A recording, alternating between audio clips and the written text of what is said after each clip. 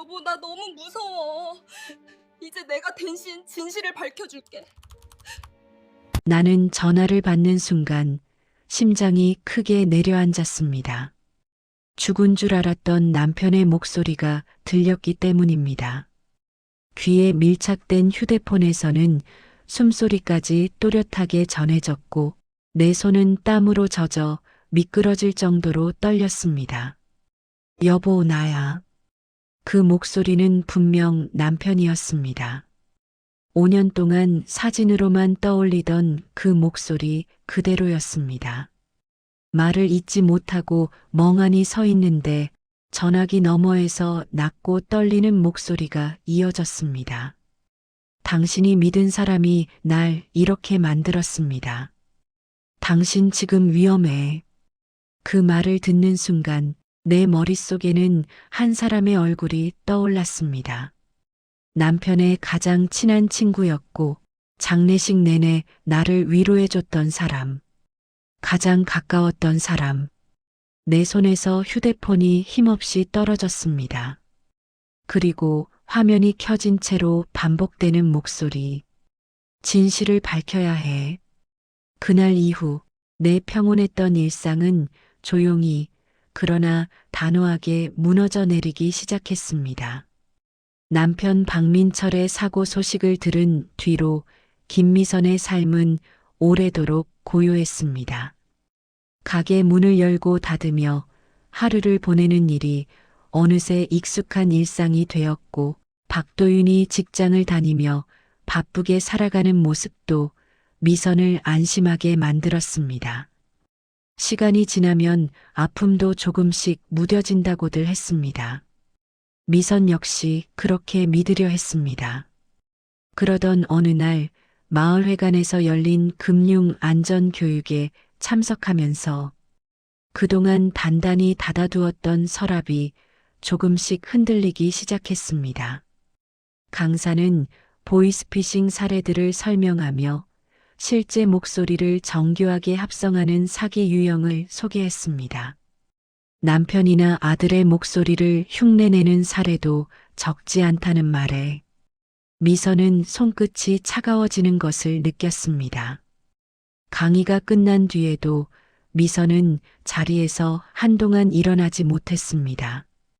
5년 전 장례를 치르던 그날, 문득 기억 속에서 희미하게 흔들리는 한 장면이 떠올랐기 때문이었습니다. 장례 직후 남편의 노트북이 잠겨 있어 열지 못했을 때였다. 비밀번호는 몇 번을 시도해도 맞지 않았고 누구에게 물어볼 사람도 없었다. 그때는 큰 의미를 두지 않았지만 지금 생각해보면 너무 많은 흔적이 덮여 있었다. 집에 돌아온 미선은 망설이다가 장롱 깊숙한 곳에 넣어두었던 노트북을 꺼냈습니다. 먼지가 쌓인 뚜껑 위로 손을 올리자 가슴 한쪽이 묵직하게 눌리는 느낌이 들었습니다. 전원을 켜는 순간 희미한 푸른빛이 방을 채웠습니다. 암호 입력창이 떴고 미선은 기억나는 숫자들을 조심스레 눌렀습니다. 결혼기념일, 도윤 생일, 박민철 생일, 모두 실패했습니다. 지금 포기하면 안 된다는 마음이 자리 잡는 순간 갑자기 화면 위쪽에 작은 오류창이 나타났습니다. 백업 파일 일부 복구됨. 확인. 미선은 숨을 들이켰습니다. 손끝이 떨렸지만 천천히 버튼을 눌렀습니다. 잠시 후 화면에 하나의 폴더가 나타났습니다. 폴더명은 단순한 두 글자였습니다. 선우. 김미선의 손이 멈췄습니다.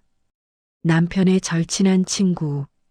장례식 내내 자신의 곁을 지켜주었던 사람. 남편에게 가장 많은 이야기를 털어놓았던 사람. 미선은 천천히 팔꿈치를 책상에 기대며 폴더를 열었습니다. 폴더 안에는 몇 개의 문서 파일과 음성 파일, 그리고 날짜별로 구분된 메모 파일이 들어 있었습니다. 파일 이름은 특별한 의미가 없어 보였지만 그 안에 담긴 내용은 미선의 예상을 훨씬 뛰어넘었습니다. 첫 번째 메모에는 짧은 문장들이 적혀 있었습니다. 선우의 행동이 이상하다. 자금 흐름이 맞지 않는다. 돌아가서 직접 확인해야 한다. 미선은 손으로 입을 가리고 천천히 숨을 내쉬었습니다. 남편이 출장지에서 느꼈던 불안이 고스란히 문장 사이에서 흘러나오는 듯 했습니다. 그때 복구된 다른 파일 하나가 눈에 들어왔습니다. 파일명은 단순히 숫자와 날짜로 적혀 있었습니다. 열어보니 박민철의 말투가 그대로 담긴 메모가 이어졌습니다. 만약 내가 무슨 일을 겪으면 이걸 누군가가 보게 될 것이다. 미선은 화면을 바라보며 천천히 몸을 숙였습니다. 눈앞이 흐릿하게 흔들렸습니다. 그동안 미선이 품고 있던 의문들이 한꺼번에 되살아났습니다. 5년 전 장례식장에서 들었던 남편의 마지막 통화 내용. 그날따라 유난히 떨리던 목소리. 무언가 숨겨야 했던 것 같은 말투. 그리고 장례식이 끝나고 몇 주 뒤 한선우가 했던 말. 민철이가 마지막에 나한테 연락하려고 했던 것 같아. 그걸 못 받아서 아직도 마음에 걸린다. 그 말이 이제는 전혀 다르게 들렸다. 미선은 노트북을 천천히 닫으며 마음을 가다듬었습니다. 이제는 혼자 감당할 수 없는 단계에 와 있었습니다. 무언가가 분명 잘못되어 있었습니다. 잠시 뒤 현관문이 열리고 박도윤이 들어왔습니다. 미선은 아들에게 조심스럽게 노트북을 내밀었습니다. 도윤아, 이 노트북 좀 봐줄래? 엄마 혼자 보기에는 조금 무서웠다. 박도윤은 노트북을 들여다보다가 미세하게 눈살을 찌푸렸습니다. 어머니, 이건 그냥 잊을 일이 아니에요. 아버지께서 뭔가 큰 문제를 겪으셨던 것 같아요. 미선은 고개를 끄덕였습니다. 그 말이 마음속 깊은 곳에서 울림처럼 퍼졌습니다. 그리고 집안의 조용한 공기 속에서 두 사람은 같은 결론에 도달하고 있었습니다. 이건 단순한 사고가 아니었을지도 모른다. 밤하늘은 맑았지만 김미선의 마음속은 먹구름이 내려앉은 것처럼 무거웠습니다. 노트북 화면은 꺼져 있었지만 그 안에 담긴 글 몇 줄이 계속 머릿속에서 맴돌았습니다. 선우의 행동이 이상하다. 자금 흐름이 맞지 않는다. 돌아가서 직접 확인해야 한다. 그 문장은 마치 남편 박민철이 지금 이 집 어딘가에서 작은 목소리로 속삭이는 것 같았습니다. 박도윤은 노트북을 다시 켜고 폴더 안을 차분하게 살펴보았습니다. 문서 파일뿐 아니라 음성 파일도 몇 개 남아 있었습니다. 파일명은 날짜와 시간으로만 표시되어 있었습니다. 도윤은 조용히 물었습니다. 어머니, 이 음성 파일들 들어봐도 되겠습니까? 미선은 잠시 망설이다가 고개를 끄덕였습니다. 그 안에 무엇이 들어있을지 두려웠지만 이대로 덮어둘 수도 없었습니다. 첫 번째 파일을 재생하자 노트북 작은 스피커에서 잡음이 잠시 섞였습니다. 그리고 익숙한 목소리가 흘러나왔습니다. 민철입니다. 오늘 회의에서 본 장부가 계속 마음에 걸립니다. 자금이 설명 없이 빠져나가는 부분이 있는데 선우가 이 부분을 의도적으로 숨기고 있는 것 같습니다. 박민철의 목소리는 낮고 차분했습니다. 하지만 말끝마다 긴장이 묻어 있었습니다. 녹음은 짧게 끊겼습니다. 도윤은 다음 파일을 눌렀습니다. 오늘 선우와 따로 이야기를 나눴습니다. 처음엔 웃으면서 둘러댔는데 마지막에는 얼굴이 완전히 굳어졌습니다. 내가 뭘 알고 있는지 눈치챈 것 같습니다. 노트북 앞에 앉아 있는 두 사람의 숨소리만 거실 안에 조용히 울렸습니다. 다음 파일을 재생한 순간 미선은 본능적으로 두 손을 꼭 쥐었습니다.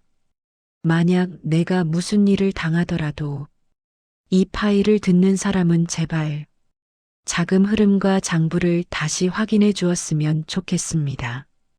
선우, 내가 왜 이렇게까지 했는지 나는 끝까지 묻고 싶습니다. 그 말과 함께 녹음은 끊겼습니다. 미선의 눈가에 눈물이 맺혔습니다. 남편이 마지막까지 무엇을 걱정하고 있었는지 그 마음이 그대로 전해졌기 때문이었습니다. 잠시 침묵이 흘렀습니다. 박도윤은 입술을 깨물고 있다가 조용히 말했습니다. 어머니, 이건 그냥 넘길 수 없는 수준입니다. 아버지께서 분명 의심을 했고 그걸 기록으로 남기셨습니다.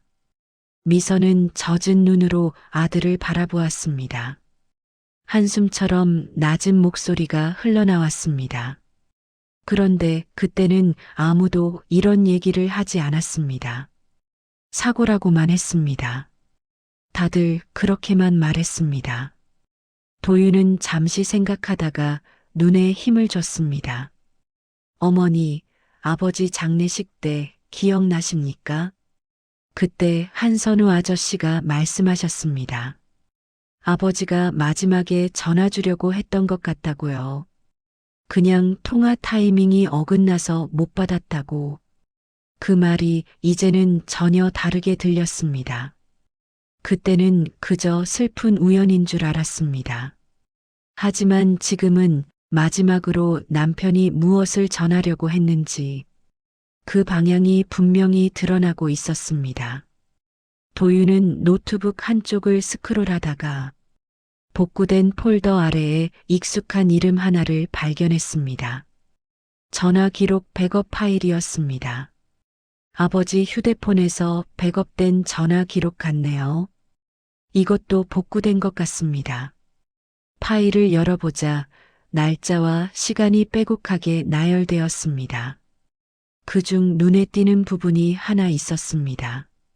사고가 나기 바로 하루 전, 심지어 몇 시간 간격으로 같은 번호로 여러 차례 발신 기록이 남아 있었습니다. 한선우. 이름을 보는 것만으로도 미선의 심장이 다시 빠르게 뛰기 시작했습니다. 도윤은 조심스럽게 말했습니다. 어머니, 이건 형사님께 바로 보여야 할 것 같습니다. 저희가 혼자 판단하기에는 너무 무겁습니다. 미선은 깊게 숨을 들이쉬었습니다. 남편의 목소리가 아직 귓가에 맴도는 것 같았습니다. 그때였습니다. 노트북 오른쪽 아래에 작은 알림창이 뜨며 새로운 장치가 연결되었다는 메시지가 나타났습니다. 도윤은 고개를 갸웃했습니다. 어머니, 이 노트북에 USB 꽂아둔 거 있으셨습니까? 미선은 고개를 저었습니다. 아니야. 엄마는 손도 안 댔다. 처음 꺼낸 그대로 너한테 보여줬다. 노트북 옆을 살펴보니 작은 검정색 USB가 꽂혀 있었습니다. 미선은 깜짝 놀라며 자리에서 몸을 조금 뒤로 뺐습니다. 이건 뭐지? 이건 엄마가 넣은 게 아니다. 도윤도 놀란 눈으로 USB를 바라보았습니다. 아버지께서 직접 꽂아두신 걸까요? 아니면 누군가가 나중에 말을 끝맺기 어려웠습니다.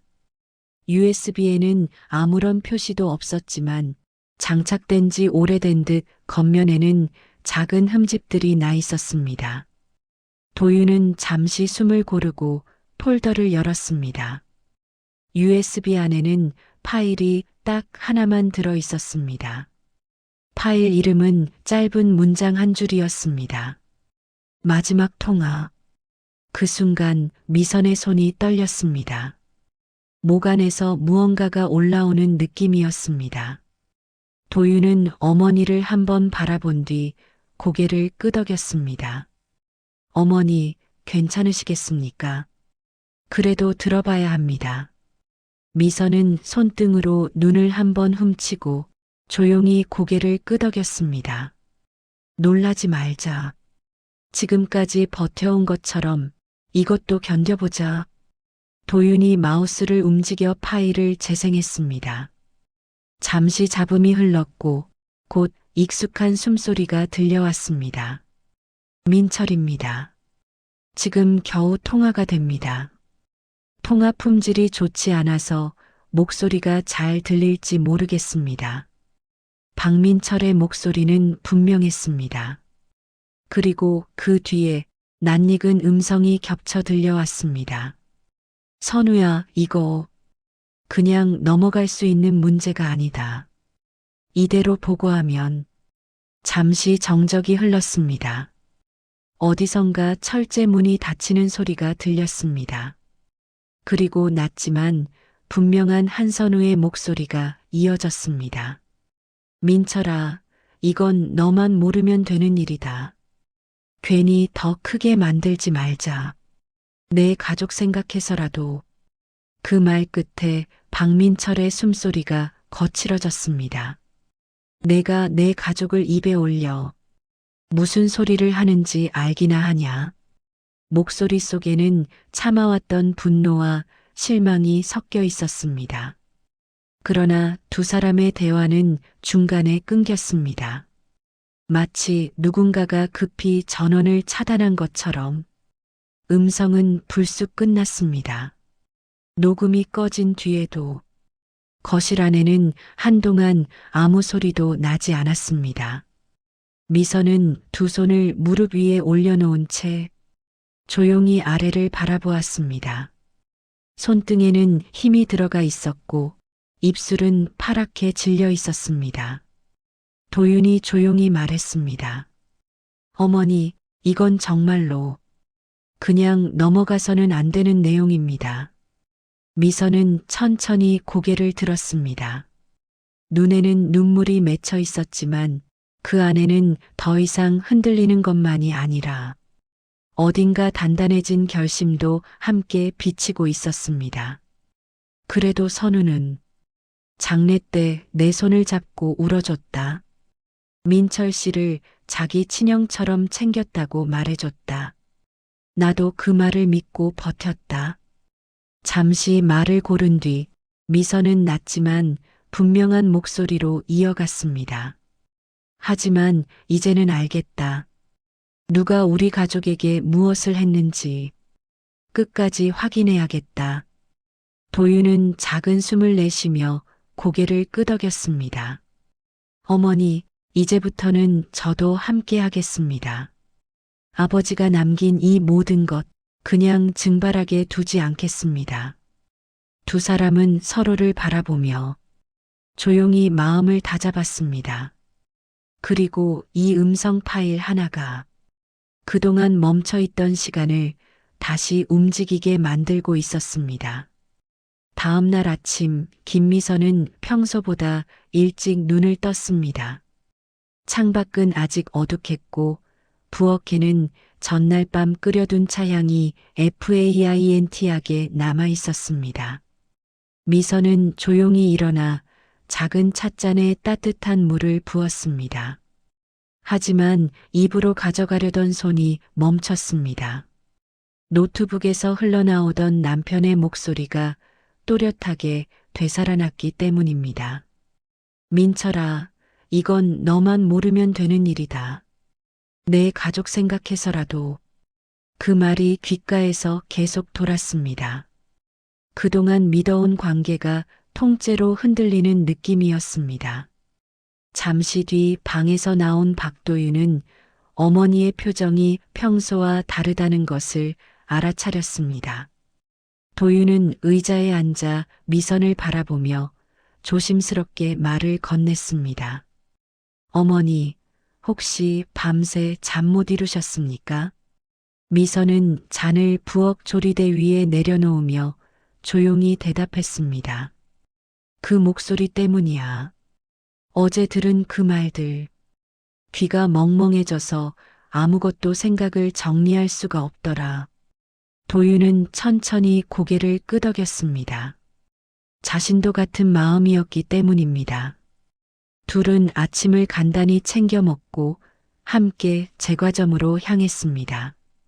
가게 앞에 도착했을 때 미선의 발걸음이 잠시 멈췄습니다. 가게 문 앞에 작은 종이 봉투가 놓여 있었기 때문입니다. 봉투는 구겨져 있었고 비에 조금 젖은 흔적도 있었습니다. 미선은 아무 말 없이 천천히 봉투를 들어 올렸습니다. 도윤이 조용히 물었습니다. 이거 어제도 없었는데요? 누가 두고 간 걸까요? 미선은 답 대신 봉투를 찢었습니다. 안에는 종이 한 장이 들어 있었습니다. 박민철이 확인했던 계좌부터 다시 보십시오. 시간이 얼마 남지 않았습니다. 종이는 복사된 듯한 인쇄물로 글씨가 직접 쓰인 것이 아니었습니다. 따로 서명도 출처도 없었습니다. 도윤은 종이를 들여다보며 낮게 숨을 내쉬었습니다. 누군가 이 사건을 알고 있는 사람이 있습니다. 아버지 파일을 받던 누군가일 수도 있고 아니면 그 반대일 수도 있고요. 미선은 종이를 가게 카운터 위에 내려놓았습니다. 가게 문을 열고 불을 켜는 동안 마음은 계속 불편했습니다. 그 종이를 바라보는 것만으로도 등골이 서늘해졌습니다. 점심시간쯤 형사에게서 전화가 왔습니다. 전날 제출한 증거들에 대한 추가 확인을 위해 두 사람을 다시 경찰서로 불렀습니다. 경찰서 상담실에 앉아 형사는 노트북 화면을 돌려 보여주며 말했다. 어제 제출하신 파일 중에서 특히 이 음성 파일의 날짜가 중요합니다. 통화 시각과 사고 추정 시각이 거의 겹칩니다. 사고 직전에 누군가와 통화했다는 것은 기존 사고 보고서와도 상충됩니다. 형사는 음성 파일을 다시 재생했습니다. 낯익은 목소리들이 작게 울렸습니다. 민철아, 이건 너만 모르면 되는 일이다. 괜히 더 크게 만들지 말자. 형사는 재생을 멈추고 말했습니다. 이건 단순한 동료 간의 언쟁이 아닙니다. 그리고 이 선우라는 분, 처음 사고가 일어났을 때 진술 내용과도 차이가 있습니다. 김미선은 형사의 말을 들으며 두 손을 무릎 위에 가지런히 올렸습니다. 형사는 조심스러운 표정으로 말을 이었습니다. 김미선 씨, 이건 정식 사건으로 전환할 가능성이 있습니다. 하지만 혹시 주변에서 이상한 낌새를 느끼신 게 있습니까? 잠시 고민하던 미선은 오전에 발견한 봉투를 떠올렸습니다. 손에 쥐었던 종이의 감촉이 다시 느껴지는 것 같았습니다. 오늘 아침 가게 문 앞에서 이런 종이를 발견했습니다. 누가 놓고 갔는지 알 수는 없습니다. 형사는 종이를 받아들고 조심스럽게 살펴보았습니다. 이 정도면 이미 사건 전반을 알고 있는 사람입니다. 도움일 수도 있지만 경고일 수도 있습니다. 도윤이 그 말을 듣고 어머니를 바라보았습니다. 표정에는 불안이 담겨 있었습니다. 미선은 조용히 고개를 끄덕였습니다. 형사님, 저희가 조심해야 한다는 거죠. 형사는 담담한 톤으로 대답했습니다. 예. 조사 과정에서 누군가가 압박하거나 감시하려는 움직임이 있을 수 있습니다. 특히 피해자 가족일 경우 더 그렇습니다. 상담실 문 밖의 소음이 몇 초간 들렸습니다. 미선과 도윤은 서로를 바라보았습니다. 서로의 눈 속에 걱정이 고스란히 담겨 있었습니다. 경찰서를 나와 밖으로 나오자 차가운 바람이 얼굴을 스쳤습니다. 하늘은 맑았지만 두 사람의 마음은 무겁게 가라앉아 있었습니다. 바로 그 순간이었습니다. 거리 반대편에서 검정색 차 한 대가 천천히 서행하며 그들을 바라보고 있었습니다. 미선은 그 시선을 느끼고 몸을 멈췄습니다. 차 안에 있는 사람의 얼굴은 선글라스 때문에 알아볼 수 없었지만 차가 한참 동안 움직이지 않고 있는 것이 분명했습니다.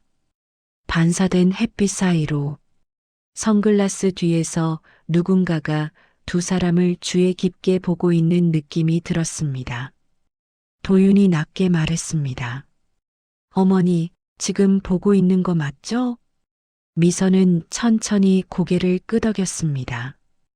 그리고 두 사람이 걸음을 다시 옮기려는 순간 그 차는 빠르게 방향을 틀어 골목 안으로 사라졌습니다. 잠시 뒤 어색한 침묵이 이어졌습니다. 바람 소리만이 두 사람 사이를 스쳐 지나갔습니다. 도윤이 어머니 쪽으로 몸을 조금 기울이며 말했다. 어머니, 누군가 뭔가 알고 있습니다. 그리고 우리가 움직이고 있다는 것도. 김미선은 깊은 숨을 들이쉬었습니다. 그리고 낮지만 단단한 목소리로 답했습니다. 도윤아, 이제는 정말 아버지가 남긴 흔적을 끝까지 확인해야겠다. 두 사람은 서로를 바라보며 더 이상 뒤로 물러서지 않겠다는 마음을 조용히 나누고 있었습니다. 경찰서를 다녀온 뒤로 김미선의 일상은 어느새 조심스러워졌습니다. 가게 문을 열 때마다 주변을 먼저 둘러보았고 익숙한 사람의 발걸음 소리와 낯선 발걸음의 차이를 본능적으로 구분하려고 했습니다. 오후 햇빛이 가게 안으로 부드럽게 스며드는 시간. 평소라면 따뜻한 빵 냄새와 함께 편안함이 찾아올 시간이었지만 오늘의 공기는 무겁게 내려앉아 있었습니다. 박도윤은 점심시간을 이용해 잠시 가게로 들렀습니다. 도윤은 문을 열자마자 내부를 둘러보고 안도하는 표정을 지었습니다. 어머니, 오늘은 괜찮으셨습니까? 미선은 미소를 지어 보이려 했지만 입꼬리가 마음처럼 올라가지 않았습니다. 걱정하지 마라. 괜찮았다. 그냥 좀 신경이 곤두서 있을 뿐이다. 도윤은 어머니 맞은편에 앉았습니다. 노트북 가방을 조심스레 내려놓고 작은 플라스틱 케이스를 꺼냈습니다. 어머니, 오늘 형사님이 추가 자료를 보내줬습니다. 아버지 휴대폰 기록 일부를 복구하신 것 같아요. 미선은 순간 손끝이 굳어졌습니다. 도윤이 케이스를 열어 USB를 노트북에 연결하자 새로운 자료들이 화면에 나타났습니다. 통화 기록, 문자 메시지, 캘린더 일정. 하나하나 날짜와 시간이 정렬된 목록이 스크롤을 따라 내려갔습니다. 그리고 그 속에서 두 사람 모두를 멈춰 세운 파일이 있었습니다. 선우 연락처 메모. 도윤은 마우스를 움직여 조심스럽게 파일을 클릭했습니다. 짧은 문장 하나가 화면에 나타났습니다. 선우는 예전이 아니다. 자꾸 무언가를 숨기려 한다.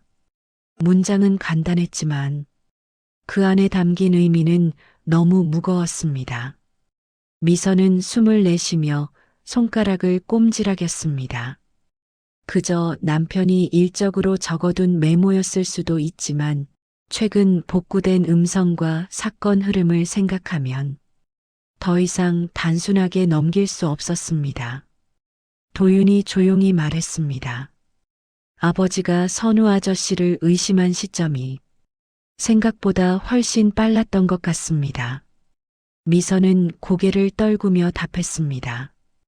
그런데 그동안 아무 말도 하지 않았구나. 혼자서 얼마나 버텼을까. 두 사람은 다시 파일 목록을 살펴보았습니다. 그때 화면 아래쪽에서 또 다른 파일이 눈에 들어왔습니다. 출장 경비장 부채종. 열어보자 숫자들이 빼곡하게 적힌 표 형태의 문서가 나타났습니다. 그러나 일정 시점 이후부터 금액들이 특정 계좌로 반복적으로 빠져나가고 있었습니다. 그리고 그 계좌명 옆엔 어색한 영문 약자가 적혀 있었습니다. JH펀드. 도윤은 눈썹을 찌푸렸습니다. 어머니, 이 계좌 선우 아저씨 이름이랑 관련 있는 방식이 아닙니다. 선우 아저씨 이니셜도 아니고요. 미선은 한참 동안 화면을 들여다보다가 갑자기 손으로 입을 가렸습니다. 잠깐만.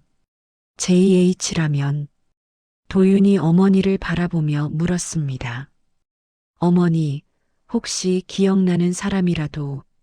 미선은 조용히 고개를 끄덕였습니다. 있다. 선우가 자주 만나던 사람이었다.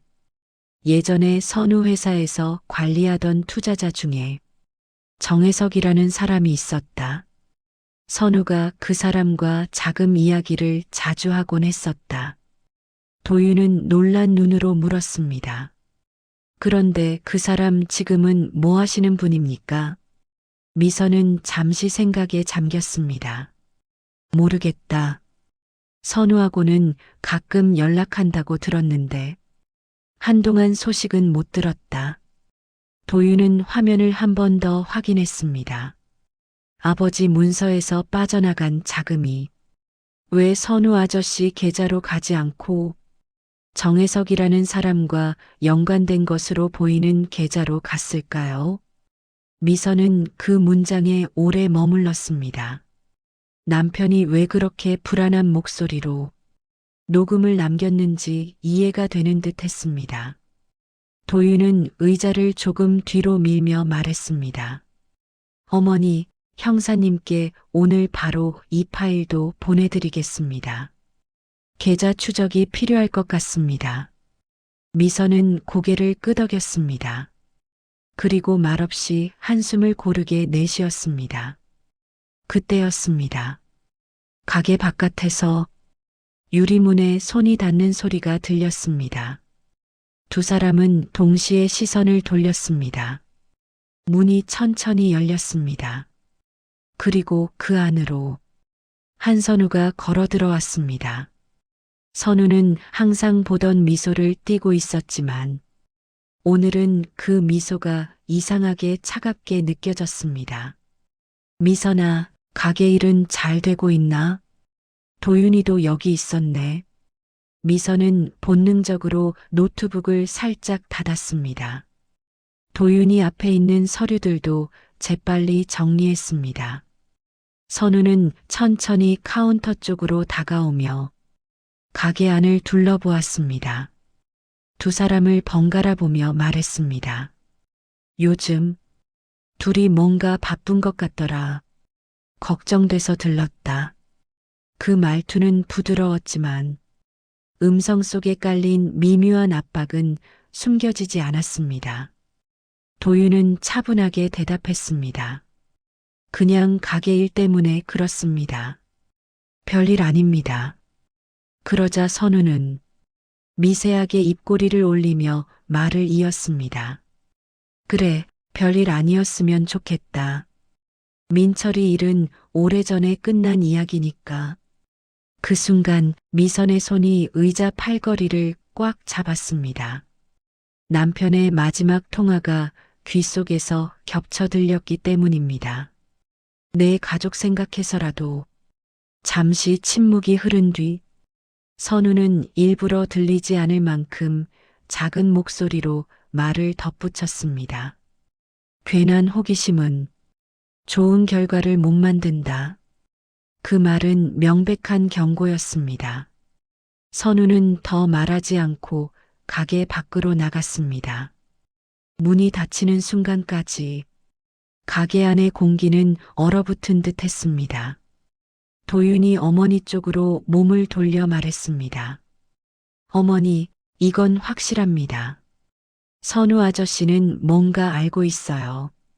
그리고 우리도 알고 있다는 걸 알아챘습니다. 미선은 의자에 앉은 채 작게 떨리는 손을 가만히 내려다보았습니다. 그리고 낮지만 분명한 목소리로 말했습니다. 도윤아, 이젠 정말 멈출 수가 없다. 민철 씨가 겪은 모든 일을 끝까지 밝혀야 한다. 한선우가 가게에서 떠난 뒤 김미성과 박도윤은 한동안 아무 말도 할 수 없었습니다. 선우가 남기고 간 마지막 한마디는 심장을 서늘하게 만드는 힘이 있었습니다. 괜한 호기심은 좋은 결과를 못 만든다. 마치 누군가를 조용히 밀어내고 움직이지 말라고 속삭이는 소리 같았습니다. 하지만 미선은 이미 마음속에서 선명하게 하나의 결론을 내리고 있었습니다. 이제는 물러설 수 없다. 저녁 무렵 가게 뒷정리를 하고 집으로 돌아가는 길. 미선은 휴대폰을 꺼내 경찰서 형사에게 전화를 걸었습니다. 피곤함이 묻어있는 목소리였지만 형사는 전화를 즉시 받았습니다. 김미선 씨, 무슨 일 있으십니까? 오늘 선우가 가게에 찾아왔습니다. 그리고 조심하라는 식으로 말했습니다. 그 말투가 아무래도 불안합니다. 형사의 목소리가 잠시 낮아졌습니다. 조심하십시오. 범죄가 확정된 상황은 아직 아니지만 압박이나 협박에 가까운 언행이라면 저희가 바로 기록해 두겠습니다. 미선은 작은 숨을 내쉬며 대답했습니다. 네, 알겠습니다. 전화를 끊고 집에 도착했을 때 거실에는 도윤이 미리 도착해 있었습니다. 도윤은 책상 위에 여러 파일들을 펼쳐놓고 계좌 내역을 정리하고 있었습니다. 도윤은 어머니가 들어오자마자 물었습니다. 어머니, 오늘 괜찮으셨습니까? 미선은 고개를 끄덕이려 했지만 표정에서는 감춰지지 않는 긴장감이 드러났습니다. 도윤아, 선우가 오늘 한 말을 들으니 아무래도 더 이상 단순한 문제가 아닌 것 같다. 도윤은 메모장 위에 적어둔 내용들을 모으며 말했습니다. 어머니, 저도 그렇게 생각합니다. 이 계좌 흐름을 자세히 보니 어떤 금융 패턴이 보입니다. 도윤은 노트북 화면을 돌려 보여주었습니다. JH펀드라는 계좌로 돈이 빠져나가는 날짜들이 박민철의 출장 일정과 정확히 겹치고 있었습니다. 특히 사고 발생 일주 전부터는 금액이 갑자기 2배 가까이 늘어났습니다. 그리고 마지막 기록. 사고 당일 새벽. 다른 계좌로 한 번 더 큰 금액이 이동해 있었습니다. 미선은 숨을 가쁘게 내쉬었습니다. 이건 민철 씨가 마지막까지 막으려고 했던 거 아닐까? 도윤은 화면을 확대해 보여주었습니다. 이 계좌는 국내가 아닙니다. 해외에 있습니다. 그리고 계좌 개설자 이름이 정혜석이라는 사람과 일치할 가능성이 있습니다. 미선은 오래전 기억을 더듬었습니다. 선우는 정혜석과 자주 통화했다. 투자 이야기를 자주 했고 어디선가 들은 것 같아. 정혜석이 작은 문제로 선우랑 언성을 높였다는 이야기를 도윤은 단호하게 말했습니다. 어머니, 지금까지 나온 내용으로 보면 아버지 자금 일부가 누군가에게 흘러들어간 게 확실합니다. 그리고 선우 아저씨가 그 흐름을 알고 있다는 것도 분명합니다. 미선은 의자에 앉아 천천히 손을 모았습니다. 남편이 기록해 놓았던 긴장, 음성 파일 속 떨리던 한숨, 출장지에서 이어진 반복된 통화. 하나하나가 명확한 진실로 이어지고 있었습니다. 그때였습니다. 휴대폰이 진동했습니다. 발신인은 저장되지 않은 번호였습니다. 도윤이 어머니를 향해 몸을 살짝 기울이며 말했습니다. 어머니, 받지 마십시오. 모르는 번호면 위험할 수 있습니다. 하지만 미선은 직감적으로 이 전화가 중요한 정보일 수도 있다고 느꼈습니다. 잠시 망설인 뒤 전화를 받았습니다. 여보세요. 전화기 너머에서는 숨을 고르고 말하려는 듯한 쉰 목소리가 들렸습니다. 김미선 씨 맞습니까? 저는 정혜석입니다. 미선의 손이 떨렸습니다. 도윤도 깜짝 놀라 휴대폰을 바라보았습니다. 정혜석이라는 이름은 방금까지 계좌 기록에서 그리고 오래전 선우의 인맥에서 언급되던 바로 그 사람이었습니다. 정혜석은 느리게 말을 이었습니다. 급하게 연락드립니다. 선우와 박민철 씨 일에 대해 드릴 말씀이 있습니다. 미선은 말을 잇지 못했습니다. 도윤이 어머니의 손을 잡으며 조용히 들었습니다. 정혜석의 목소리는 떨림이 심했습니다. 저 지금 도망 중입니다. 선우가 사람을 보냈습니다. 저를 찾아다닙니다. 도윤은 즉시 말했습니다. 정혜석 씨, 여기저기 움직이지 마시고 지금 계신 장소를 말씀해 주실 수 있습니까? 저희가 도울 수 있습니다. 하지만 정혜석은 급하게 말을 끊었습니다. 아닙니다. 누구를 믿어야 할지 모르겠습니다. 다만 박민철 씨가 남기신 자료를 제가 일부 가지고 있습니다. 그 말에 미선의 숨이 멎었습니다. 정혜석은 고통스러운 목소리로 말을 이었습니다. 저 내일 오전에 한 곳으로 자료를 보내겠습니다. 김미선 씨에게만 전달되도록 하겠습니다. 부디 잘 확인하십시오. 그게 박민철 씨가 마지막까지 지키려고 했던 겁니다. 통화는 갑작스럽게 끊겼습니다. 거실 안은 절대적인 침묵 속에 잠겼습니다. 도윤은 깊게 숨을 내쉬며 어머니를 바라보았습니다. 어머니, 이제 사건의 흐름이 완전히 달라졌습니다. 미선은 휴대폰을 천천히 내려놓았습니다. 눈빛에는 불안, 두려움, 그리고 결심이 섞여 있었습니다. 그리고 낮고 단단한 목소리로 말했습니다. 도윤아, 이제 누구라도 믿으면 안 되겠구나. 민철 씨가 남긴 걸 우리가 지켜야겠다. 정혜석과의 통화가 끝난 뒤 김미선과 박도윤은 한동안 움직이지 못했습니다. 전화기가 아직 손에 잡혀 있었고 통화 종료 화면은 밝게 켜져 있었지만 두 사람의 시선은 서로에게만 머물러 있었습니다.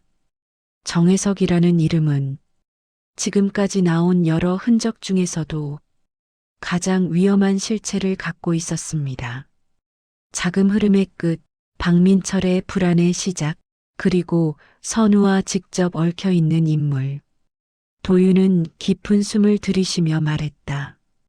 어머니, 정혜석 씨가 위험하다고 했습니다. 누군가가 그 사람을 쫓고 있다면 그 자료는 정말 중요한 자료일 겁니다. 미선은 떨리는 손을 잡으며 대답했습니다. 그 자료가 오면 모든 게 더 명확해지겠지.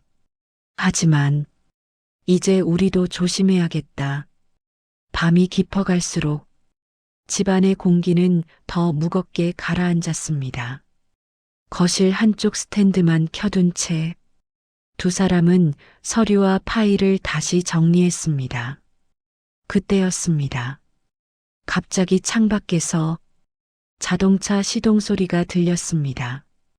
도윤이 조심스럽게 커튼을 젖혔습니다. 그리고 낮게 중얼거렸습니다. 어머니, 또 그 차입니다. 경찰서 앞에서 보던 검정색 세단입니다. 미선은 창가로 조금 다가갔습니다. 가로등 아래 검정색 차 한 대가 집 앞 골목에 멈춰 서 있었습니다. 선글라스를 쓴 남자는 없었지만 차 안의 실루엣이 희미하게 보였습니다. 차는 움직이지 않았습니다. 조용히 마치 무언가를 기다리는 사람처럼 도윤은 휴대폰을 꺼내 형사에게 연락을 시도했습니다. 하지만 통화는 바로 연결되지 않았습니다. 혼잣말처럼 도윤이 말했다. 이런 시각에 어떤 사람이 저기서 이렇게 서 있을 이유가 없습니다. 미선은 천천히 대답했습니다. 우리 집을 보고 있는 건가? 둘은 대답을 하지 못했습니다. 대신 불안한 공기만 조용히 스며들었습니다. 20분 정도 지나자 차는 움직이지 않은 채 시동만 켜져 있었고 그 불빛은 집 암벽에 작은 그림자를 계속 만들어냈습니다.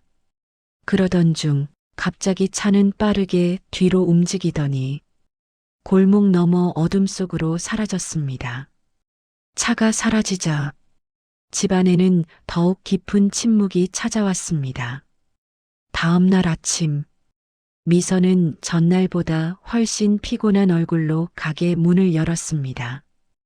햇빛은 밝았지만 마음속에 어둡고 차가운 기운은 쉽게 사라지지 않았습니다.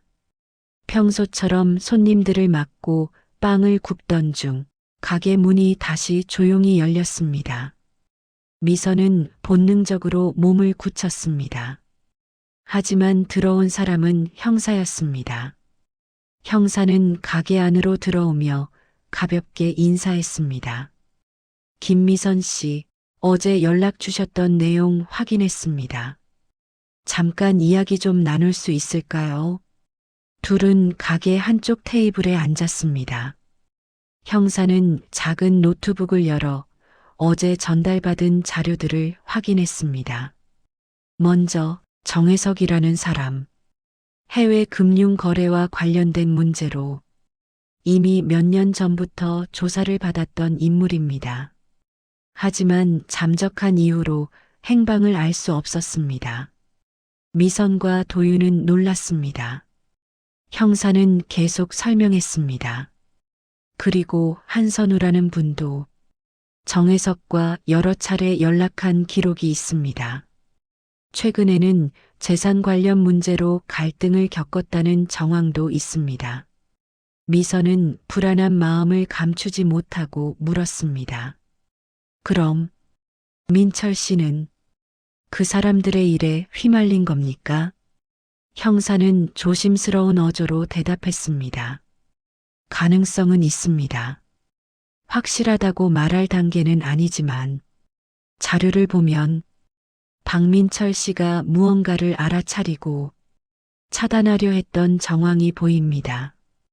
그 순간 미선의 가슴은 무겁게 내려앉았습니다. 형사는 미선과 도윤을 바라보며 말했다. 김미선 씨, 박도윤 씨, 두 분은 지금 진실을 찾고 계십니다. 그건 매우 중요한 일입니다. 하지만 혹시라도 누군가 접근하거나 압박을 주는 행동이 있다면 그 즉시 알려주십시오. 도윤이 단호한 목소리로 답했습니다. 형사님, 어제도 집 앞에서 검정색 차가 서 있었습니다. 그리고 누군가 우리를 지켜보는 것 같았습니다. 형사는 잠시 생각에 잠겼습니다. 그렇다면 반드시 조심하셔야 합니다. 사건이 전개되면 주변 사람이 움직입니다. 예기치 않은 일이 생길 수 있습니다. 형사가 돌아간 뒤 미선은 가게 안에서 빵을 정리하며 작은 숨을 내쉬었습니다. 도윤은 어머니에게 다가가 부드럽게 말했습니다. 어머니, 한 걸음씩만 나아갑시다. 정혜석 씨가 내일 자료를 보낸다고 했으니 그걸 먼저 확인해 봅시다. 미선은 고개를 끄덕였습니다. 그래, 지금은 그걸 기다리는 수밖에 없겠다. 그날 밤 집으로 돌아온 미선은 식탁 위에 놓인 노트북을 바라보았습니다.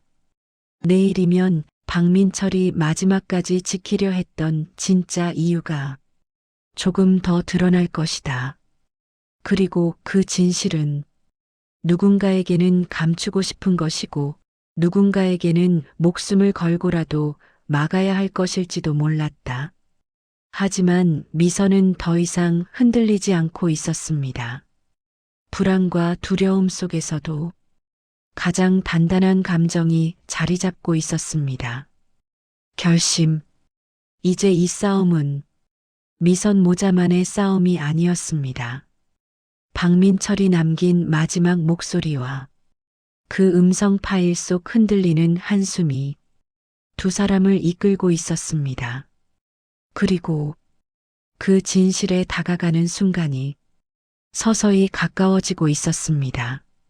정혜석이 보내기로 했던 자료가 도착한 날 아침 햇빛은 밝았지만 김미선의 마음속 기운은 가벼워지지 않았습니다. 창문을 열어 신선한 공기를 들이마셨지만 밤새 쌓인 불안이 쉽게 사라지는 것은 아니었습니다. 그녀는 주방에서 물을 데우며 작은 한숨을 내쉬었습니다. 박도윤이 방에서 나오며 말했다. 오늘 그 사람이 자료를 보낸다고 했지? 어머니, 혹시 문자 오지 않았습니까? 미선은 휴대폰을 확인했습니다. 새로운 메시지 알림은 없었습니다. 아직이야. 하지만 곧 오겠지. 기다려보자. 두 사람은 서로의 표정을 살폈습니다. 어색한 침묵이 잠시 이어지다가 도윤이 조심스럽게 덧붙였습니다. 어머니, 오늘은 아무 일도 없는 척해요. 평소처럼. 혹시라도 누가 보고 있을 수도 있으니까요. 미선은 그의 말에 고개를 천천히 끄덕였습니다. 점점 더 현실감 있게 다가오는 불안에 마음을 다잡기 위해 손을 조였다 폈다 반복했습니다. 오전 10시쯤 가게를 정리하던 도중 미선의 휴대폰이 갑자기 진동하기 시작했습니다. 미선은 순간적으로 몸을 굳혔고 도윤은 작업하던 손을 멈추고 어머니를 바라봤습니다. 미선은 천천히 화면을 확인했습니다. 발신자 정혜석. 내용 자료 보냈습니다. 확인해 보세요. 그리고 그 아래 작은 압축 파일 하나가 전송돼 있었습니다. 도윤의 표정이 긴장으로 굳었습니다. 드디어 왔군요.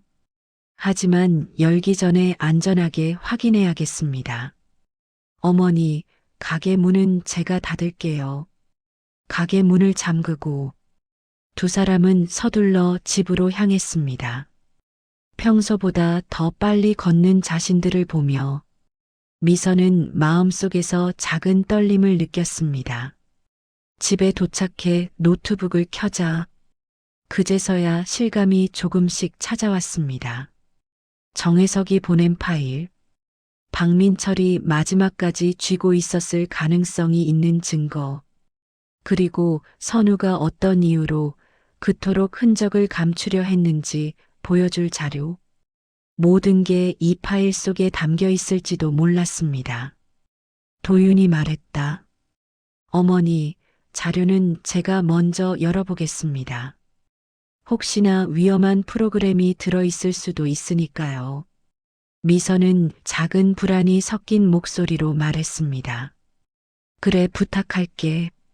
도윤은 압축 파일을 노트북 바탕화면으로 옮기고 바이러스 검사 프로그램을 실행시켰습니다.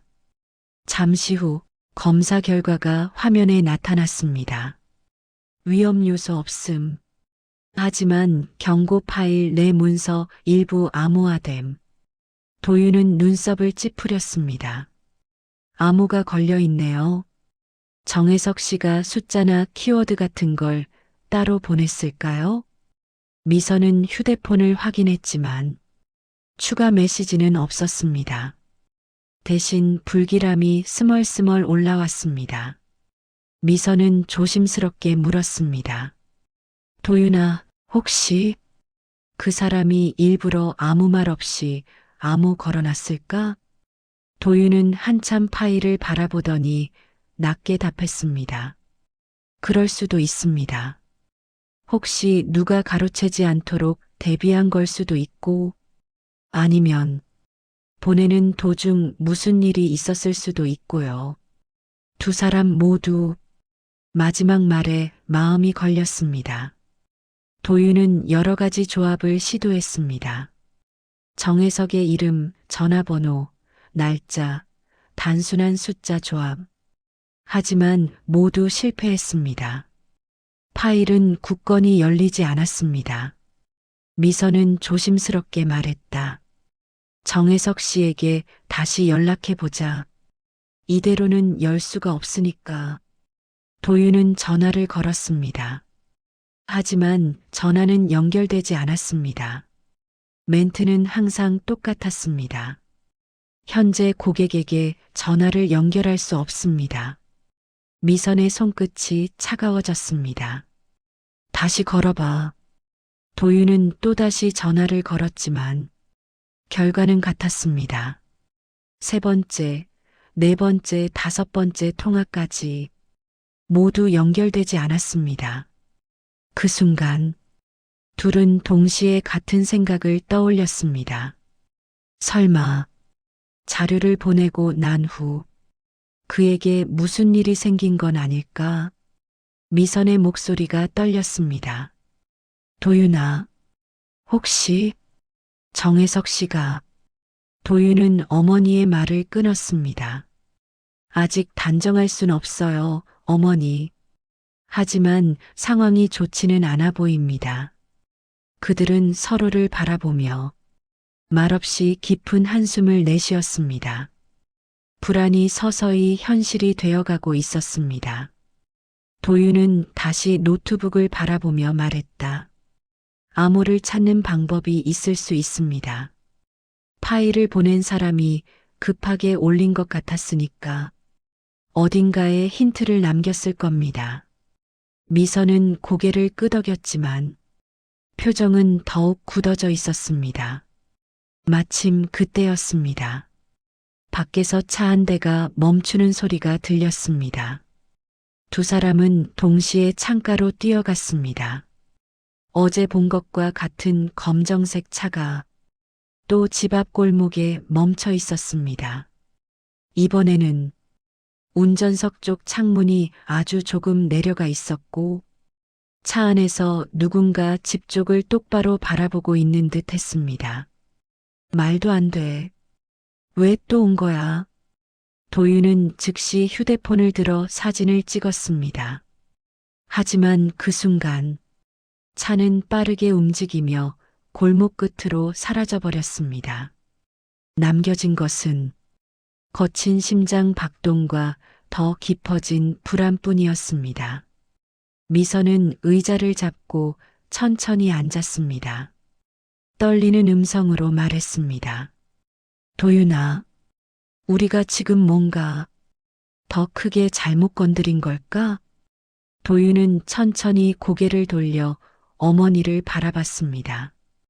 어머니, 우리는 잘못한 게 아닙니다. 진실을 찾고 있을 뿐입니다.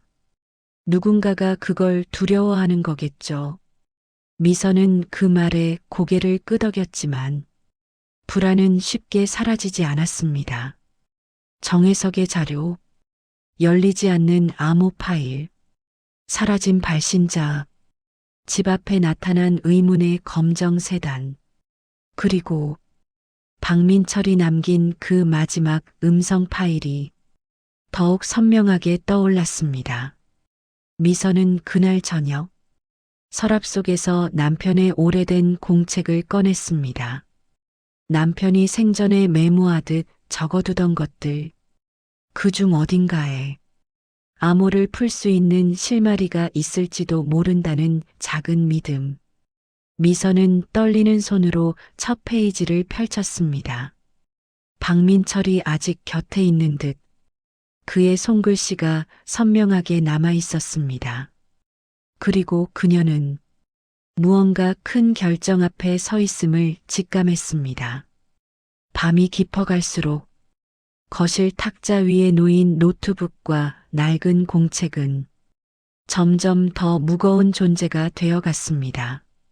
김미선은 조용히 안경을 고쳐 쓰고 박민철의 손글씨가 가득한 공책을 한 장씩 넘겼습니다. 페이지마다 날짜와 숫자, 짧은 메모들이 빼곡히 적혀 있었습니다. 출장 일정, 자재단가, 거래처 연락처. 언뜻 보면 평범한 업무 메모처럼 보였지만 그 안에는 남편이 감추려 했던 불안이 조금씩 스며들어 있었습니다. 박도윤이 옆에서 천천히 말했다. 어머니, 암호를 만들 만한 단서를 찾으려면 아버지가 특히 강조하거나 같은 단어를 반복한 부분을 보는 게 좋습니다. 미선은 고개를 끄덕이며 페이지를 넘겼습니다. 그러다 한 페이지에서 손이 멈췄습니다. 페이지 상단에 크게 동그라미가 그려져 있었고 그 안에 같은 문장이 2번 적혀 있었습니다. 늙은 사람들의 돈은 건드리면 안 된다.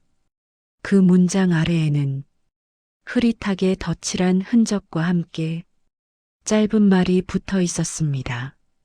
이건 선을 넘는 일이다. 미선의 가슴이 서늘해졌습니다. 남편의 고집과 양심을 누구보다 잘 알고 있었기에 이 문장이 얼마나 무거운 의미를 가지는지 바로 느낄 수 있었습니다. 박도윤도 그 문장을 들여다보며 조용히 말했다. 아버지가 시니어 투자자들을 보호하려고 했던 것 같습니다. 아마도 자금이 흘러간 곳이 노인들을 대상으로 한 투자 상품이었을 수도 있겠습니다. 미선은 손으로 문장을 살짝 짚었습니다. 민철 씨가 예전에 그런 말 자주 했다. 나이 든 사람들 등치는 사람들은 절대 용서할 수 없다고. 페이지 아래쪽에는 또 다른 문장이 굵은 글씨로 적혀 있었습니다. 노인 사기를 막지 못하면 내가 같이 죄를 짓는 것이다. 그 아래에는 짧은 별표 표시와 함께 숫자들이 적혀 있었습니다. 715, 1123, 303. 도윤이 숫자들을 메모장에 옮겨 적으며 말했다.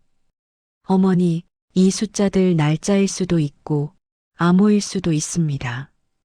특히 별표까지 해놓은 것 보면 그냥 지나갈 수 있는 부분이 아닌 것 같습니다. 미선은 공책을 꼭 쥐며 대답했습니다. 도윤아, 저 숫자들 혹시 암호로 써보자. 둘은 다시 노트북 앞으로 앉았습니다. 정혜석이 보낸 암호화 파일은 여전히 굳게 닫혀 있었고 해결되지 않은 채 시간을 잡고 있었습니다. 도윤이 첫 번째로 숫자를 입력했습니다. 715. 파일은 미동도 하지 않았습니다. 이번에는 두 번째 숫자를 입력했습니다. 1123. 이번에도 결과는 같았습니다. 마지막 숫자를 입력하는 순간 두 사람의 심장 박동은 조금 더 빨라졌습니다. 303. 짧은 정적이 흐른 뒤 화면에 작은 창이 떴습니다. 암호가 일치합니다. 파일을 여는 중입니다. 김미선은 본능적으로 두 손을 모았습니다. 작은 안도의 숨이 새어나왔습니다. 도윤이 낮게 말했다. 어머니, 아버지가 남겨둔 숫자였습니다.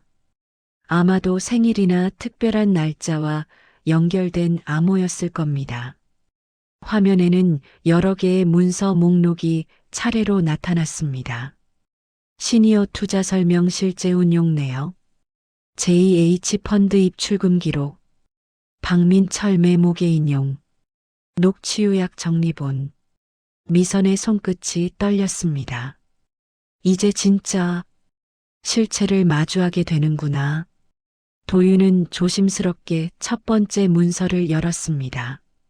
화면에는 깔끔한 표와 함께 투자 설명 자료가 정리되어 있었습니다. 안정적인 월 수익, 원금 보장, 시니어 맞춤형 자산 관리, 마치 은행 상품 홍보 자료처럼 정돈된 문장이 가득했습니다. 하지만 그 아래쪽에는 다른 색으로 적힌 한 줄이 눈에 들어왔습니다. 실제 운용 자산 비율, 고위험 해외 부동산 사모펀드 80%. 그 문장은 윗부분의 모든 광고 문구를 무너뜨리는 잔인한 사실이었습니다. 미선은 숨을 가쁘게 내쉬었습니다. 이건 거짓말이잖아. 안정적인 상품이라면서 거의 도박처럼 굴린 거잖아. 도윤은 이어지는 표를 가리켰습니다. 어머니, 여기 보십시오.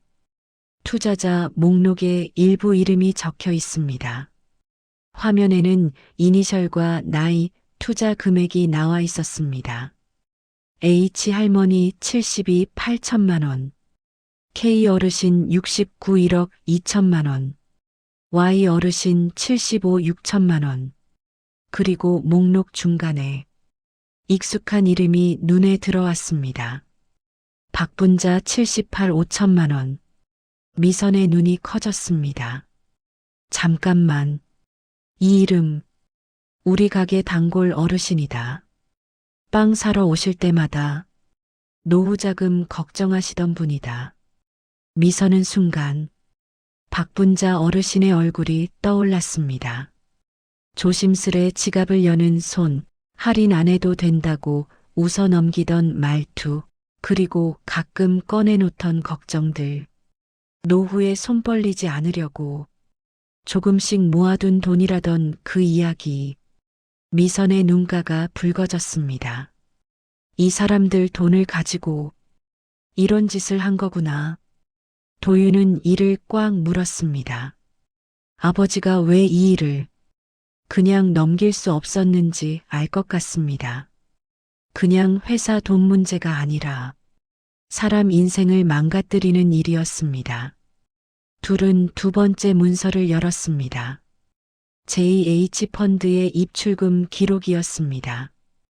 그 안에는 박민철이 관리하던 회사 계좌에서 조금씩 빠져나가 JH펀드로 들어가는 내역이 날짜별로 정리되어 있었습니다. 그리고 그 다음 칸에는 익숙한 이름이 적혀 있었습니다. 담당 한선우. 이름 옆에 작은 별표 표시가 있었습니다. 하단 메모에는 짧은 문장이 적혀 있었습니다. 민철 반대함. 해외 펀드 편입 중단 요청. 무시됨. 미선은 손으로 입을 막았습니다. 민철 씨가 분명히 반대했구나. 그리고 그게 받아들여지지 않았던 거구나. 도윤은 조용히 마지막 문서 하나를 열었습니다. 녹취요약 정리본. 문서에는 짧게 정리된 통화 내용과 함께 날짜와 시간, 상대방 이름이 적혀 있었습니다. 그 중 하나가 눈에 들어왔습니다. 통화 일시 사고 하루 전 저녁. 상대 한선우. 요약 내용 시니어 투자자 대상 자금 회수 요청 민철 강하게 거부 선우 설득 시도 갈등 고조. 그리고 밑에는 박민철의 짧은 메모가 덧붙어 있었습니다. 이 이상은 안 된다. 노인들 돈까지 가져가면서 살고 싶지는 않다.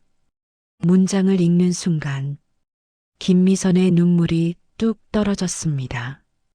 민철 씨는 끝까지 버텼구나. 혼자서 얼마나 무서웠을까.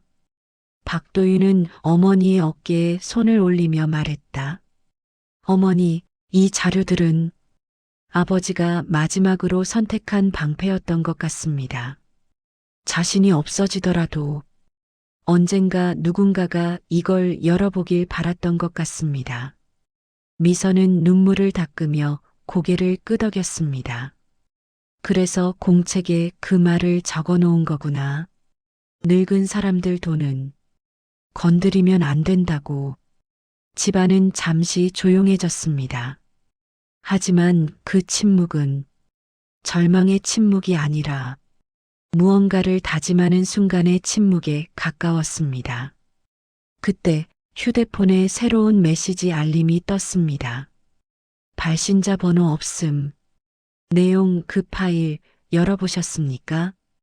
짧은 한 문장이었지만 그 안에는 분명한 감시의 기운이 배어 있었습니다. 도윤은 화면을 보며 낮게 말했다. 어머니, 누군가가 정혜석 씨가 보낸 자료가 열렸다는 사실을 알고 있는 것 같습니다. 김미선은 천천히 눈을 감았다가 떴습니다. 그리고 조용하지만 단단한 목소리로 말했다. 그래도 이제는 물러서지 않는다.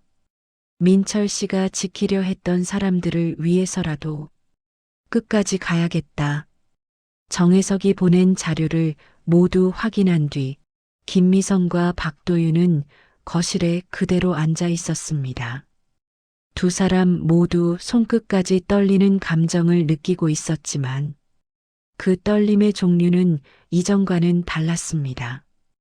이제는 두려움만이 아니라 명확하게 확인한 진실이 주는 단단한 결심이 함께하고 있었습니다. 휴대폰 화면에 남아있는 메시지. 그 파일 열어보셨습니까? 그 문장은 짧았지만 분명한 감시의 기운이 묻어 있었습니다. 박도윤은 메시지를 확대해 보며 낮게 말했다. 어머니, 이건 우리를 지켜보고 있다는 뜻일 수도 있습니다. 누군가가 자료가 열렸다는 시간을 정확히 알고 있다는 건. 미선은 조용히 고개를 끄덕였습니다. 그래도 열었잖아. 이제는 도망칠 수가 없다. 그녀의 목소리는 흔들렸지만 그 안에는 분명한 의지가 있었습니다. 아침이 되자 두 사람은 떨리는 손으로 경찰서에 향했습니다. 형사는 두 사람을 회의실로 안내하며 말했다. 전달해 주신 자료들 간단한 수준이 아닙니다. 형사는 노트북을 열고 정혜석이 보낸 문서들을 하나하나 살펴봤습니다. 시니어 투자 사기 구조, 해외 펀드 편입 내역, JH 펀드 자금 흐름, 박민철의 녹취 요약. 형사는 문서를 읽으면서 표정이 점점 굳어졌습니다. 이건 거의 조직적인 금융 사기입니다. 그리고 내부 공모 정황도 강하게 보입니다. 형사의 말은 무겁고 깊었습니다. 도윤이 조심스럽게 물었습니다. 형사님, 제 아버지가 왜 이런 일을 혼자 감당하려 했는지 이제야 조금 알 것 같습니다. 형사는 천천히 고개를 끄덕였습니다.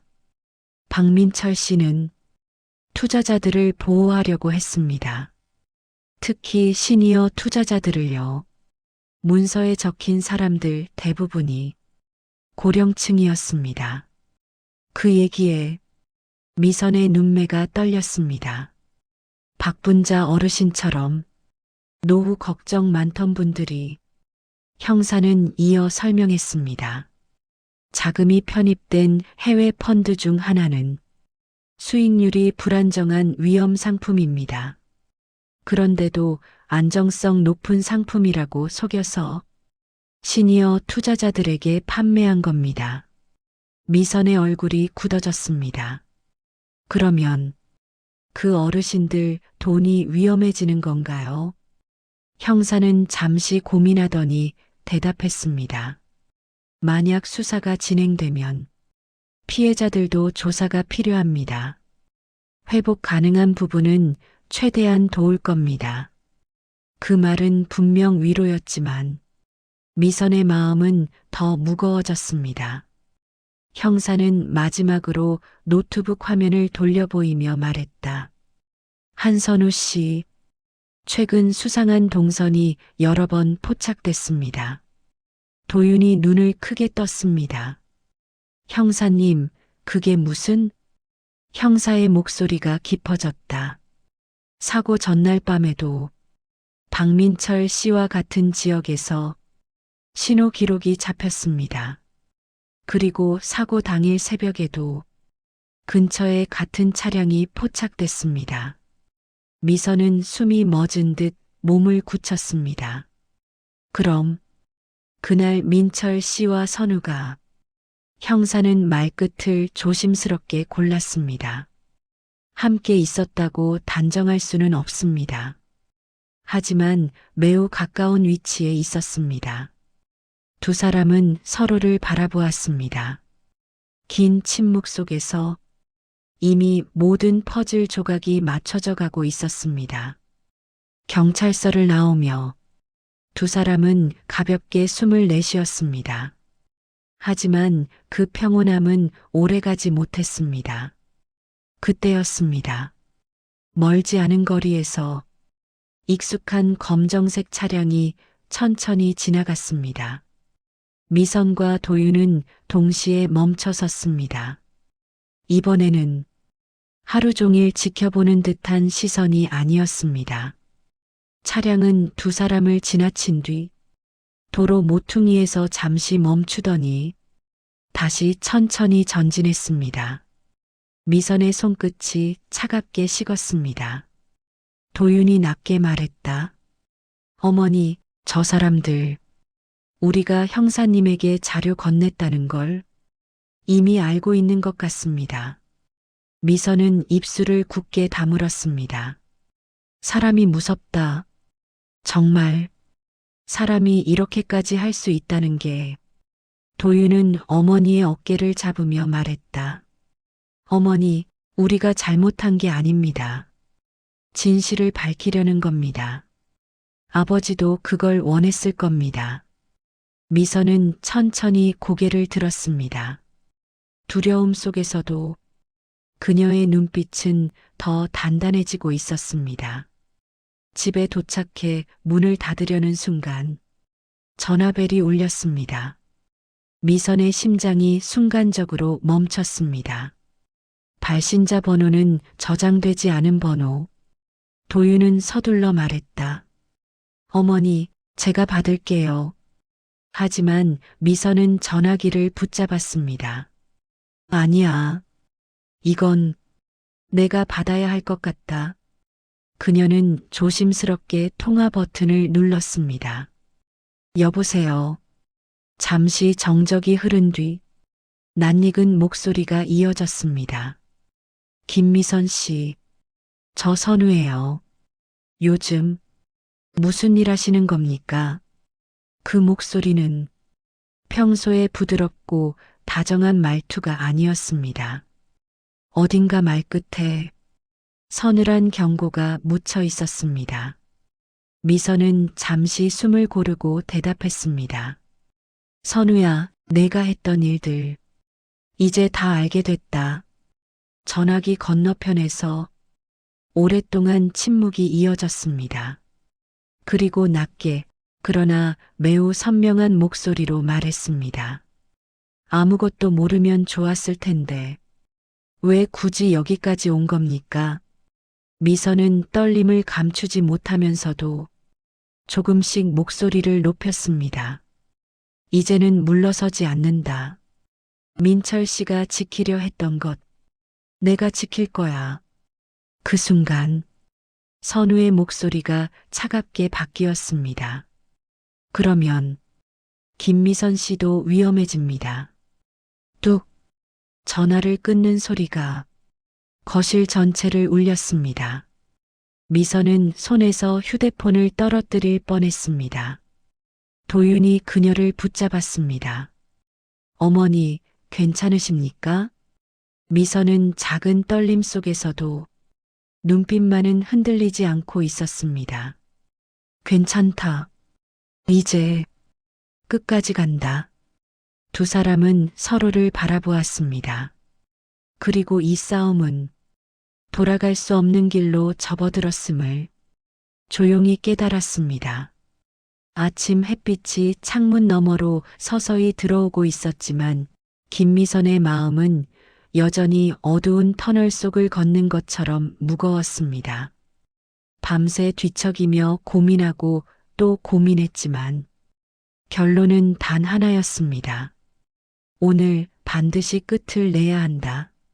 주방에서 따뜻한 물을 마시며 조금이라도 마음을 가다듬으려 했지만 가슴속에서 뛰는 불안과 긴장감은 쉽게 가라앉지 않았습니다. 박도윤은 잠에서 깨자마자 어머니에게 다가와 조심스럽게 말을 걸었습니다. 어머니, 오늘 형사님에게 자료 제출한 뒤 일정도 다시 잡아야 합니다. 아버지 일 이제 진짜로 밝혀질 것 같습니다. 미선은 조용히 고개를 끄덕였습니다.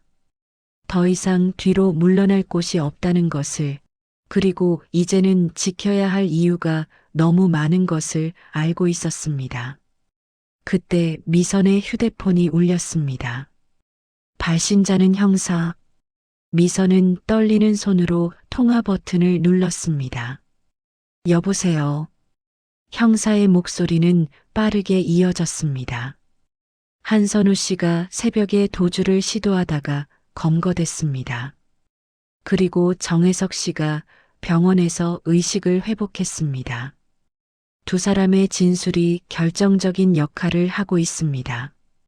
그 한마디에 미선의 눈이 크게 흔들렸습니다. 그동안 짓누르던 어둠이 조금씩 거쳐나가는 느낌이었습니다. 곧 두 사람은 경찰서로 향했습니다. 회의실에 앉자 형사는 여러 문서를 펼쳐 보이며 설명했습니다. 정혜석이 제공한 자료, 박민철이 남긴 문서들, 그리고 선우의 차량 GPS 기록까지 모든 조각이 맞물리기 시작했습니다. 박민철 씨는 시니어 투자자들의 돈이 위험한 해외 펀드로 빠져나가는 걸 막으려고 했던 것으로 보입니다. 한선우 씨와 정혜석 씨는 이를 계속해서 밀어붙였고 갈등이 심하게 고조됐습니다. 사고 당일 박민철 씨는 선우 씨와 접촉이 있었습니다. 사고로 보였던 그 상황은 이제 더 이상 사고로 보기 어렵습니다. 그 말에 미선은 눈을 크게 뜨며 손으로 입을 잠시 가렸습니다. 남편이 홀로 얼마나 큰 압박 속에서 싸우고 있었는지 이제야 명확하게 눈앞에 펼쳐지고 있었습니다. 형사는 이어서 선우의 진술도 설명했습니다. 도주 시도 과정에서 선우는 여러 차례 모순된 발언을 하였고 결국 자금 이동의 일부를 인정했습니다. 그리고 그 과정에서 박민철을 막으려 했던 정황도 드러나기 시작했습니다. 도윤은 말없이 고개를 숙이며 숨을 고르게 내쉬었습니다. 마침내 아버지가 왜 그날 그렇게 불안해하며 통화를 남겼는지 모든 퍼즐이 맞춰지고 있었습니다. 회의실을 나서려던 순간 휠체어에 앉은 정혜석이 복도 반대편에서 나타났습니다. 그의 얼굴은 여전히 창백했지만 눈빛만은 확실한 죄책감으로 가득했습니다. 정혜석은 떨리는 목소리로 말했습니다. 김미선 씨, 죄송합니다. 정말 죄송합니다. 박민철 씨는 끝까지 저희를 막으려 했습니다. 제가 더 일찍 멈췄어야 했습니다. 미선은 천천히 걸어가 그의 앞에 섰습니다. 그리고 짧지만 분명한 목소리로 답했습니다. 이제부터 바로잡으면 됩니다. 민철 씨가 그토록 지키려 했던 건 돈이 아니라 사람들입니다. 그걸 잊지 마세요. 정혜석은 눈을 감은 채 머리를 숙였습니다. 늦은 후회였지만 그 안에는 진심이 담겨 있었습니다. 경찰서를 나오는 순간 차갑던 공기 속에서 오히려 가볍고 따뜻한 바람 한 줄기가 불어오는 듯 했습니다. 모든 진실이 완전히 밝혀진 것은 아니었지만, 이제는 방향이 명확해졌습니다. 집으로 돌아오는 길, 김미선은 자신이 운영하는 제과점을 한동안 바라보았습니다. 간판 위로 부드러운 햇빛이 내려앉고 있었고, 유리 안에는 익숙한 빵들이 정돈되어 있었습니다. 박분자 어르신이 좋아하던 단팥빵, 아이들에게 나눠주던 슈크림빵, 남편이 좋아하던 버터롤까지. 그 안에는 소박하지만 소중한 삶들이 담겨 있었습니다. 그리고 박민철이 지키려 했던 사람들 역시 바로 이곳에서 드나들던 평범한 이웃들이었습니다. 미선은 제과점 문 앞에서 천천히 숨을 들이쉬었습니다. 그리고 온 마음을 담아 조용히 말했다. 민철 씨, 당신이 끝까지 지키려고 했던 것들, 이제는 내가 이어갈게요. 그 말은 작은 속삭임 같았지만 그녀의 인생 전체를 다짐하는 가장 단단한 선언이었습니다. 미선은 제과점 안으로 걸어 들어갔습니다. 햇빛은 가게 안으로 부드럽게 스며들었고 조용한 빵 냄새가 그녀의 마음을 따뜻하게 감쌌습니다. 오늘부터는 이 모든 것을 다시 일으켜 세울 것이다. 남편이 남긴 마지막 공책에 적힌 그 문장처럼 누군가는 지켜야 한다. 김미선은 그 누군가니 이제 바로 자기 자신이라는 사실을 완전히 받아들이고 있었습니다.